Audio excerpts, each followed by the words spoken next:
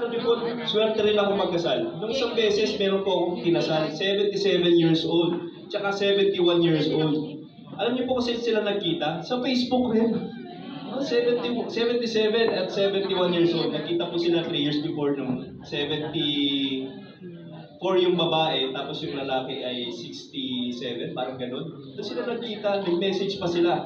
At alam niyo po kung bakit swerte ako magkasal? Kasi yung dalawa kong kinasal na yun, yung babae po, buntis na yun. Hindi po, biro lang yan. Biro lang po. Biro lang. Ano na po sila ngayon? Happily ever after, yung dalawang kinasal ko. At ito pong ating pong pipirmahan. Hindi lang po basta certificate of marriage to, ordinary kontrata, na kapag pinunin nyo, wala nang visa ang inyong kasal, ha? Forever na kayo magsasama. Kaya siguraduhin nyo, may panahon pa para hindi po mirma. May panahon pa para mag-back out. Pero nandito na po kayo. Nakita nyo na yung forever nyo. At ito pong pipirmahan natin po ngayon ay para po legal na ang inyong pagsasama. At para po sa final blessing nyo, pwede bang harap kayo ulit sa isa't isa? Hawak ng kamay. Tingin na malapit sa isa't isa.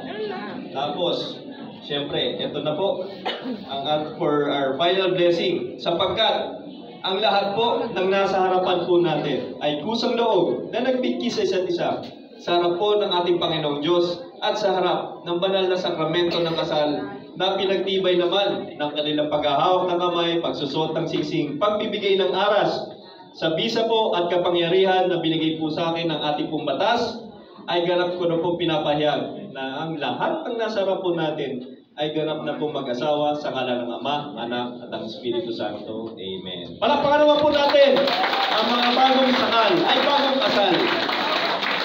Siyempre, ito na po ang pinakahintay ng lahat. Yung kainan. Hindi po, yung first kiss nila as husband and wife. Dahil ito yung first legal kiss nyo as husband and wife, ito po, meron po kami pa-contest.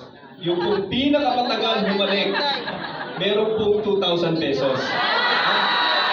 Tatagalan po, pinakamatagal bumalik. Okay po. Para po, sige. Sa ating mga groom, you may now kiss your wife. Ang bilis nito. Bilis. O ito, mukhang malaki pangangailangan nito. Yun na lang. Matitira. Okay. Ilan na lang? Dalawa na lang, dalawa. Okay, 1, 2. Kailangan ng panggatas nito. Ito, pambili ng pambayad sa Bombay. Grabe ito, pang-Viva Max ang nagalingan. Okay, dalawa na lang. O sige po, yung dalawa na lang.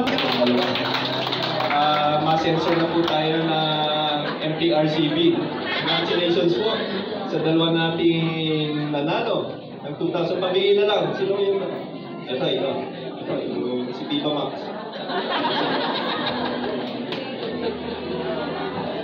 Yan. Again, pinapresent ko po sa inyo ang mga bagong kasal. Palakpakan po ulit natin. Maka-picture lang po kami ni Pastor sa mga bagong kasal. Yung mga kinasal muna po, so mamaya na po tatawagin yung mga ninong-ninang, tapos po yung mga pamilya nyo. So kami muna po ni Pastor kasama po yung pawag. Unang couple po,